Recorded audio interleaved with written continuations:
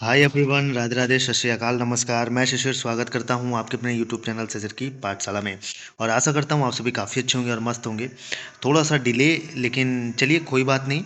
और आप लोगों ने इस नोटिफिकेशन को देख भी लिया होगा और पढ़ भी लिया होगा कि भाई जो मैंने आपको पहले भी बताया कि इनका जो टाइम पास करने का तरीका है काफ़ी कैजुअल है भाई। इसके अलावा मैं कुछ नहीं कहूँगा, मतलब ये टाइम पास कर रहे हैं बस। कोई मतलब नहीं है जब आप कई बार डीवी कर लेते हैं और कई बार वो करने के बाद भी आप कुछ बच्चों के रिमार्क्स, कुछ बच्चों की चीज़ों में चेंज हुए हैं रिमार्क्स में। कुछ में रिमार्क्स नहीं थे, कुछ में रिमार्क्स आ गए। तो ये सारी चीज़ें कहीं फेरबदल जो हो रही हैं। एक चीज़ और बता दूं मैं कि बहुत ही बारीकी से इन्होंने डॉक्यूमेंट्स को नहीं चेक किया था। तो लेकिन अब चीज़ें इधर उधर हुई हैं और एक जो अभी राजस्थान हाई कोर्ट का डिसीजन भी आया था कि भाई रिक्रूटमेंट रूल्स जो है वो चेंज नहीं कर सकते आप जब तक वो कंप्लीट नहीं होता स्टार्टिंग डेट से उसके बीच में, ठीक है। तो उसको भी लेके कुछ चीज़ें इधर उधर हो रही हैं। बाकी क्या मामला है, चलिए आज जो नोटिफिकेशन आया है उसके बारे में बात कर लेते हैं। Education department Chandigarh administration. तो भाई जेबीटी वाले जो 140 कैंडिडेट्स हैं, ये कौन से कैंडिडेट्स हैं जिनको जिनके लिए ये नोटिफिकेशन है। तो आइए इसको डिटेल में देखते हैं नोटिफिकेशन में क्या सारी चीज़ें मेंशन है। तो पहली बात करें तो final notice to 140 candidates for the post of junior basic teachers. मतलब 140 स्टूडेंट को जिसका डॉक्यूमेंट्स या एडिशनल डिस्क्रिपेंसीज फाउंड हुई हैं, मतलब जिनके भी कुछ भी एडिशनल डॉक्यूमेंट्स के रिक्वायरमेंट हैं या कोई भी गलतियां या कोई भी त्रुटियां पाई गई हैं उनके खिलाफ। तो आपको भी बता दूं चंडीगढ़ जेबीटी में 396 पोस्ट के लिए हायरिंग चल रही है। और इनका जो एग्ज़ाम वगैरह हुआ था वो बात कर दूं तो 28/4/2024 को एग्ज़ाम हुआ, तो काफ़ी लंबा अरसा, काफ़ी लंबा समय हुआ। और उसके बाद इनकी प्रोविजनल मेरिट लिस्ट प्रिपेयर की गई। आगे की बात करें तो ये सारी चीज़ें तो पुरानी हैं, लेकिन फिर से देख लीजिए। 1.5 टाइम्स लोगों को इन लोगों ने बुलाया और 2/7 को और 3/7 को इनकी डीवी कराई गई। फिर इनको एक अनदर चांस दिया गया 1/8/2024 को। उसके बाद फाइनल चांस दिया गया 11/9/2024 को। तो समझ लीजिए ये जो खेल है बुला बुला के भंडारे पे या आपको जहाँ बुलाया जा रहा है, ये कहीं ना कहीं एक टाइम पास का काफ़ी अच्छा तरीका है, ठीक, जो अभी तक देखने में आ रहा है। बाक्टर बाकी after checking the original documents it has been observe that 140 candidates are having discrepancies in the documents for the post of JBT. तो भैया 140 कैंडिडेट्स का तो ठीक है, तो आपने यहाँ फाइनल चांस लिख दिया। 11 तारीख को क्यों बुलाए थे, फिर से क्यों बुला रहे हो लोगों को, ये नहीं समझ में आ रहा है। उसके बाद क्या हुआ, लिस्ट ऑफ सीट कैंडिडेट्स आपका अपलोडेड हो गया है और 140 candidates ineligible, 140 candidates ineligible and they are given final. भैया ये इन एलिजिबल की जो लिस्ट है इसमें से भी, ठीक है, ये इन एलिजिबल है। ये देखिए ये मैटर करता है भाई, 140 कैंडिडेट्स ऐसे हैं जो इन एलिजिबल हैं। लेकिन लेकिन चंडीगढ़ डिपार्टमेंट हमेशा फ्लेक्सिबिलिटी भाई बरतता है कि आइए तुमने एग्ज़ाम दिया है भैया, तुम मेरे भाई हो, तुम मेरे दोस्त हो, तुम मेरे यार हो, ऐसा है तुम एक बार और आओ खा लो, ठीक है, खाना खा लो एक बार और भंडारे पे। तो इनको एक बार और बुला लिया। 140 कैंडिडेट्स को इन्होंने कहा कि जो इन एलिजिबल है चलो भाई एक मौका और दे दे रहे हैं, अगर दो चार बचते हैं तो उनको भी सही कर लें, उनको मौका दे देते हैं। कोई एब्सेंट हुआ, कोई नहीं आ पाया था, किसी के यहाँ डेथ हो गई थी, ऐसी भी प्रॉब्लम्स आती हैं जनरली, मैंने देखा है। तो वो ऐसे कैंडिडेट्स इसमें आ जाएंगे, ठीक, इसलिए मौका इनको दिया गया है। अब आपके दिमाग में ये आ रहा होगा कि इतना लेट क्यों बुलाया, ठीक है। अरे तुम आज 19 तारीख है, 19 तारीख को नोटिफिकेशन बुलाया, तुम 22 तारीख को भी बुला सकते थे, 23 को बुला सकते थे, ये 27 का मतलब ये पूरा महीना ही डका दिया आपने। तो भाई बड़ी मुसीबत है। तो 27 तारीख को जाना है 140 कैंडिडेट्स को। और एक चीज़ मैं आपको बता दूं, ये जनरली इन एलिजिबल कैंडिडेट्स की ही लिस्ट है, लेकिन इन्होंने बस एक मौका दिया है डेट एक्सटेंड करने के लिए, ठीक है। तो ये हो गई सारी चीज़ें। अब आइए चलते हैं 27 को जाना है वही sector 18 UT Chandigarh before eligibility and document checkment committee से। ये सारी चीज़ें छोड़िए, देखिए एक चीज़ यहाँ पे लिखी है, ये पढ़ना चाहिए। It is clarified that no further opportunity will be given and they will be declare ineligible for the post of JBT.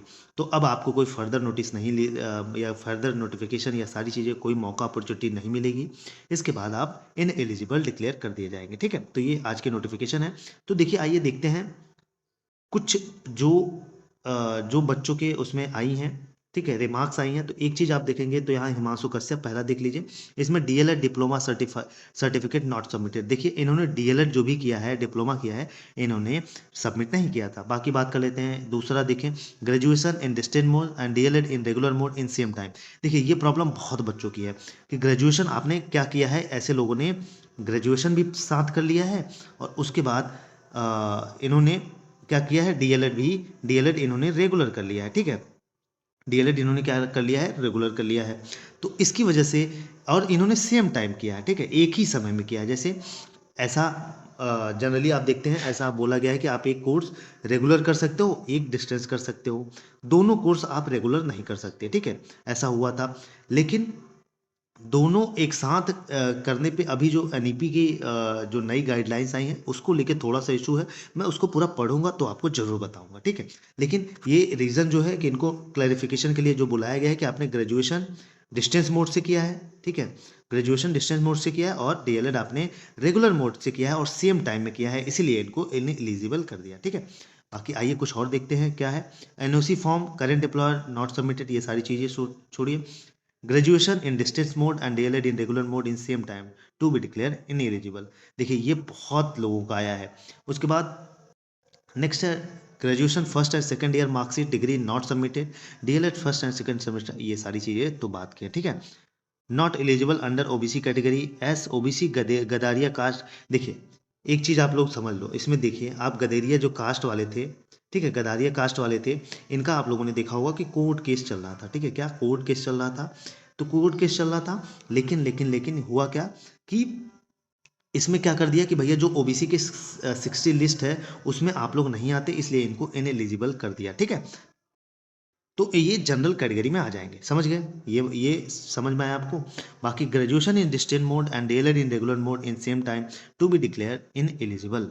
ठीक, इसको क्यों किया है अभी मैं इस पर रिसर्च करूंगा अच्छे से। ठीक है, graduation in distance mode DElEd in regular mode in same time. ठीक, आगे चलते हैं। NOC from current employer, NOC graduation in distance mode, NOC graduation in distance mode, graduation in distance mode, DElEd in regular same time में। ठीक है, graduation और वही सारी चीज़ें हैं। सीटेट में देखिए बयासी बयासी नंबर जिनका है भाई, देखिए सीटेट मार्क्स S82, ये भी थोड़ा सा मामला क्लियर है, क्योंकि देखिए जब सीटेट की बात करें तो सीटेट में आप ओबीसी के कैंडिडेट्स हैं तो आप, अगर आप 82 मार्क्स पाते हैं तो आप क्वालिफाई माने जाते हैं। ठीक है, बाकी आप जनरल के लिए 90 मार्क्स क्वालिफाइड है, ये चीज़ आप लोग याद रखें। ठीक है, तो 80 हैं, 82। बाकी graduation in distance mode and DElEd in regular mode in same time to be declare ineligible. ठीक है, बाकी बाकी वही सारी चीज़ें लगभग हैं। ठीक है, कंपिटेंसी ऑफ द ये तो Dayal Bagh education institute deemed university to be to 2 years DElEd course diploma certificate at there on level to be clarified from SCERT. तो ये एससीईआरटी से क्लैरिफाई होगा। ठीक है, ये देखिए बहुत, जो ये है to be clarified from SCERT UP examination regulatory authority PNP, ये पीएनपी प्रयागराज से क्या क्लैरिफाई करना पड़ेगा, affiliation of Dayal Bagh educational institute deemed university for the course of 2 years DElEd required from NCT. तो ये एनसीटी रिक्वायर नहीं है। ठीक है, मतलब ये एनसीटी होना चाहिए, तो इसकी क्लैरिफिकेशन के लिए पीएनपी से ये सर्टिफाइड कराना पड़ेगा एससीईआरटी। ठीक है, आगे चलते हैं। ग्रेजुएशन वही वही डिस्टेंस मोड वाला, कॉम्पिटेंसी ऑफ ग्लोबल वही यूनिवर्सिटी का सेम है। ठीक है, वही प्रॉब्लम आया है एनसीटी रिकॉग्नाइज्ड को लेके। बाकी ये देखिए भैया ललिता कौशिक वाला केस मामला देखिए, ये भी इसी में है, graduation in distance mode and DElEd in regular mode in same time to be declare ineligible. ठीक, ये देख लीजिए ललिता कौशिक, क्या पता वही है जो बेटी वाली है। ठीक है, बाकी digital locker seated certificate not submitted, graduation in distance mode, university to be verified from. चलिए ये सारी चीज़ें तो समझ में आ गई। बाकी वही देखिए मोस्टली लोगों का वही है। ठीक है, देखिए ये थोड़ा सा अलग है, जो अलग है मैं वो आपको बताता चल रहा हूँ। Graduation in distance mode and DElEd in regular mode in same time. ठीक है, ये तो सबका आया है, लगभग मोस्टली लोगों का आया है।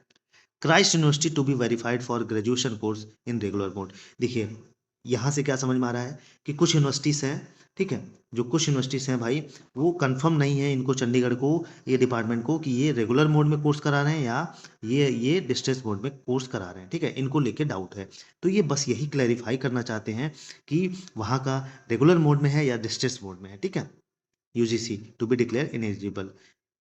बाकी डिग्री कुछ लोगों ने नहीं सबमिट की है, डीएलएड सब वही graduation GBT board courses done by candidates on regular basis, तो भाई वो बाहर हो जाएंगे जो दोनों ने रेगुलर बेसिस पे एक साथ किया है, ठीक है। बाकी बाकी ऐसा कुछ नहीं है, ऐसा कुछ नहीं है। दयाल बाग वाला ठीक है, ICT certificate not submitted, graduation in distance mode, DElEd in regular mode, ठीक। ये सारी चीज़ें हैं, आगे चलते हैं। सारी चीज़ें आप समझ लीजिए यहाँ से बहुत अच्छे तरीके से, मैं आपको बताऊंगा, ठीक है। ये देखिए, एक यहाँ पे देखते हैं, DEd special DEd as done instead of 2 year DElEd, तो स्पेशल डीएड डीएड वालों का भी इसमें दे दिया है, ठीक है। ये लोग इनएलिजिबल है भाई, ठीक। ये इनएलिजिबल है, स्पेशल डीएड वालों को देखिए इसमें इंक्लूड कर दिया है, जो इनका पहले से ही था। बाकी आगे चलते हैं, ठीक है। एनओसी एनओसी का है ग्रेजुएशन, बाकी आईएससीडी जो यूनिवर्सिटी का प्रॉब्लम है, ठीक है, वो एनसीटी रिकॉग्नाइज्ड है नहीं है, उसको लेके डाउट में है। Regular DElEd done during session of 2000, कुछ लोग कुछ पहले के किए थे, ठीक है, क्लोजिंग डेट के पहले किए हैं तो उनका भी रिमार्क आया है, ठीक है। बाकी आगे चलते हैं, सीटेट मार्क्स 82, सीटेट मार्क्स 88, वो ये जो सीटेट मार्क्स 82 है, मेरे हिसाब से ऐसा लग रहा है कि आपने जो फॉर्म फिल किया है उसमें कुछ और भर दिया है और आपके मार्क्स कुछ और है, ठीक है, इसलिए इन्होंने ऐसा किया है। कुछ लोगों ने ग्रेजुएशन एंड डिग्री दोनों नहीं सबमिट की थी। बाकी आगे चलते हैं,